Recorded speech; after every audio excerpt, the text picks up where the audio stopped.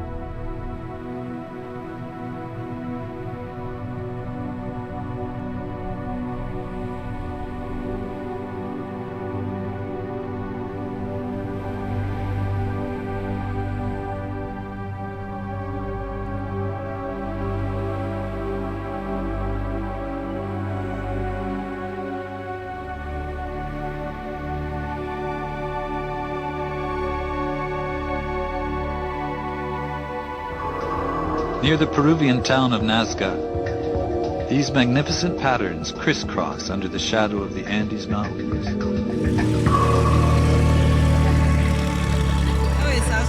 Nazca, superficie de Oscar 1302, buen día. 1302, buen día, adelante. Caballero, solicito el contacto de esta que sería la siguiente final.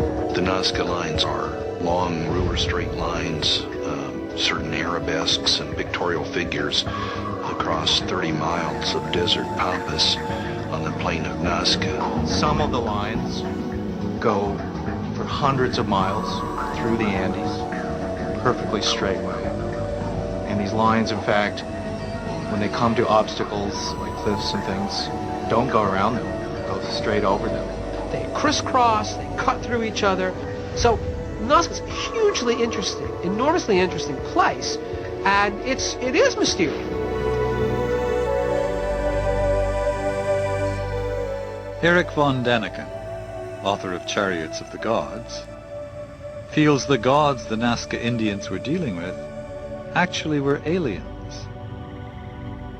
They made some landings in Nazca, and what is left in the desert are some lines, some traces, like wagon tracks, wheel tracks. Now the natives believe that these are the signs of the gods, and they start to think they wanted to show us this. They wanted that we do the same thing. The natives start to make lines in all kinds of direction. Long ones, small ones, thick ones, thin ones, all believing for the gods. According to Van Däniken, the Nazca people mimicked the work of aliens, creating similar lines to honor and appease them. He says Nazca priests later encouraged the people to make earthly designs or offerings. And he say, we must show them that we are here. We must show them that we have sacrifices for them. And now in a later phase, in the midst of all these lines, they start to create gigantic figures of fishes and monkeys and spiders and so on. It's a pretty simple explanation to say, hey, people believe that their gods lived in the sky, so they made giant things for their gods to see. That takes fewer jumps, fewer logical leaps than saying extraterrestrials landed on Earth and had something to do with those zoomorphs.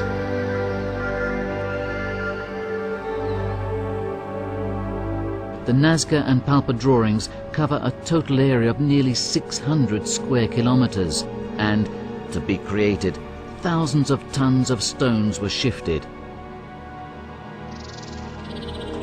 Only a very important reason could justify any activity of this magnitude. In order to have an overview of the larger drawings and direct the creative work, an overview was necessary and achievable only from the height of a sufficiently high hill, but on the plain there aren't any. Therefore, that only leaves flight, But who had the capacity to fly over this plain centuries ago? The oral tradition of the Nazca speaks clearly. The Viracachas.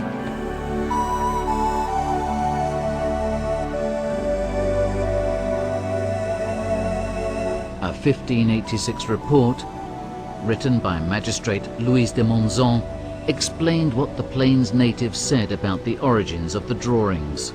During extremely ancient times, a small group of people called Viracachas, who differed from the Indios, reached this land, and the Indios obeyed them, followed them, and realized roads which can still be seen today. The Viracachas suddenly left, but promised to return.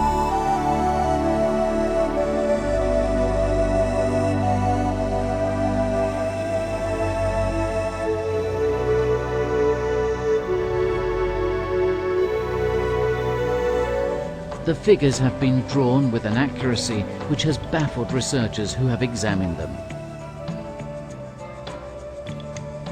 The zoomorphic drawings have been traced with one continuous line, meaning with a technique which is even more difficult in terms of lines and geometries. One would think these are more recent, as they are more sophisticated, but on the contrary, they are more ancient. Therefore, the logic which states that human progress grows in time fails with the regression of technical capacity. How can this be explained?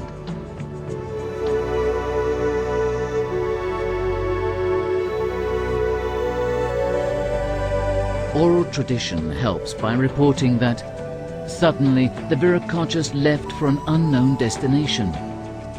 Could this be the right explanation? When they left, the Nazca found it impossible to trace other zoomorphic figures. So they were limited to continue drawing easier lines and geometric figures.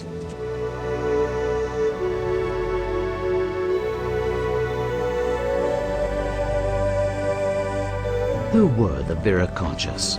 A myth, a legend, or a historical truth? Were they the true inspirers of the great civilizations of the past? Could the gods be the survivors of a remote and forgotten civilization which had reached a level of progress equal to or higher than the current one?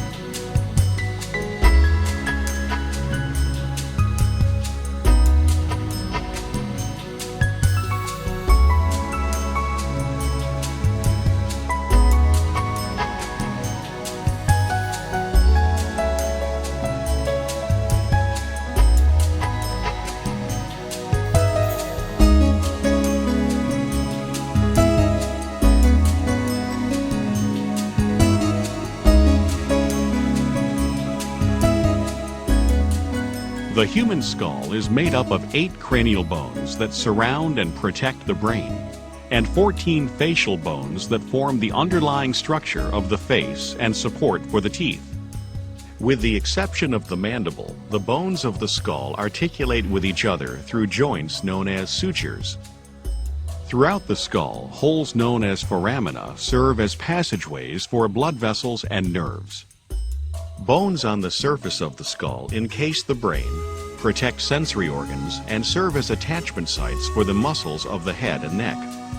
These bones include the occipital bone, parietal bones, temporal bones, and the frontal bone, as well as the nasal bones, the zygomatic bones, the maxilla, and the mandible. But this one doesn't have the, it doesn't have this plate up here. There's not, even if you look like that, you can't see any sign that it was ever there. So that's kind of, that's quite strange. And this is another factor is, this is what's normal in a human being, is that you have a hole on either side of your jaw. And that's where nerves and blood vessels come out in order to feed that part of the body. But this one and the elongated skulls, they have either one, sometimes they have 2 of them in the back of the head. And of course, the first time I saw that, people said, well, that was just that was just a birth defect or something, or that was surgical. But the way that it's shaped is that it's it's not like a puncture point. It curves in, and that's that would be part of the natural process. So again, it was actually Lloyd Pye who pointed out. He said, well, that would be something nature would have designed because of the changing in the shape of the skull, or the fact that it's natural that way, that that the body would, nature would create an area for the nerves and the blood vessels to come out through the back of the head in order to feed it or give it proper So you've got that on this one as well then? Yeah, exactly. Yeah, all of these actually do have them. That one had, you can see that one there. It may have had 2 of them, one on either side. But one's missing because of the trepanation that happened. This is their artwork.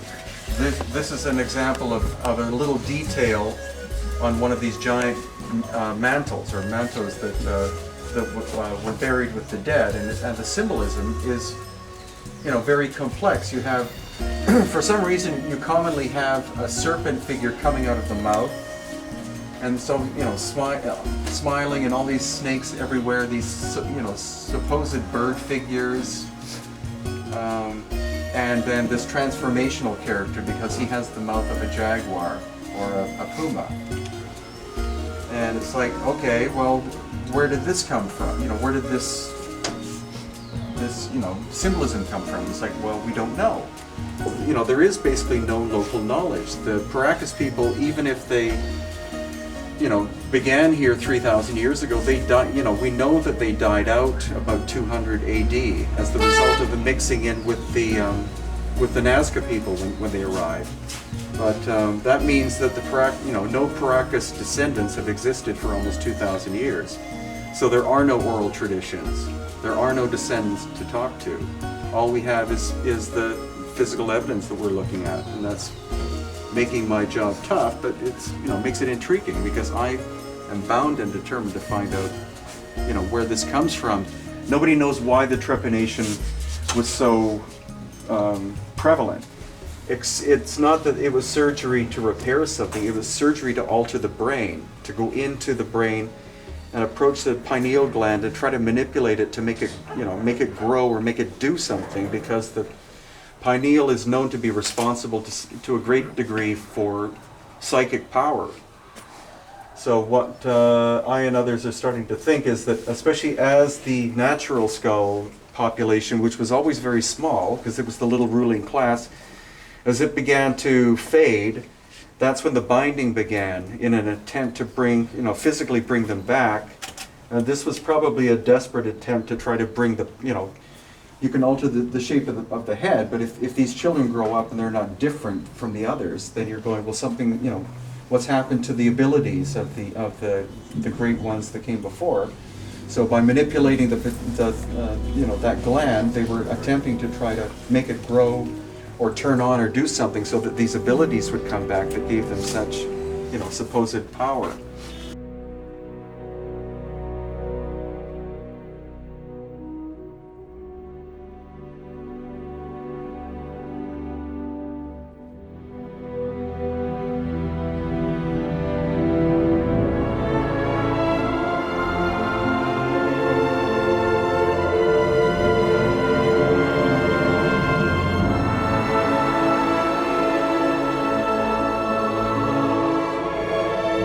There is a strange similarity between the ruins and myths found in many parts of the world, almost an echo of a long-lost, forgotten civilization, a highly developed breed of superior beings who disappeared thousands of years ago. A mother culture we have no memory of. I think we're talking about a massive cover-up. As I said, over the past 150 years, these archaeologists and anthropologists have covered up as much evidence as they've dug up, literally. Basically what you find is something we call a knowledge filter. This is a fundamental feature of science. It's also a fundamental feature of human nature. People tend to filter out things that don't fit, that don't make sense in terms of their paradigm or their way of thinking. So in science you find that evidence that doesn't fit the accepted paradigm tends to be eliminated. It's not taught, it's not discussed, and people who are educated in scientific teachings generally don't even learn about it.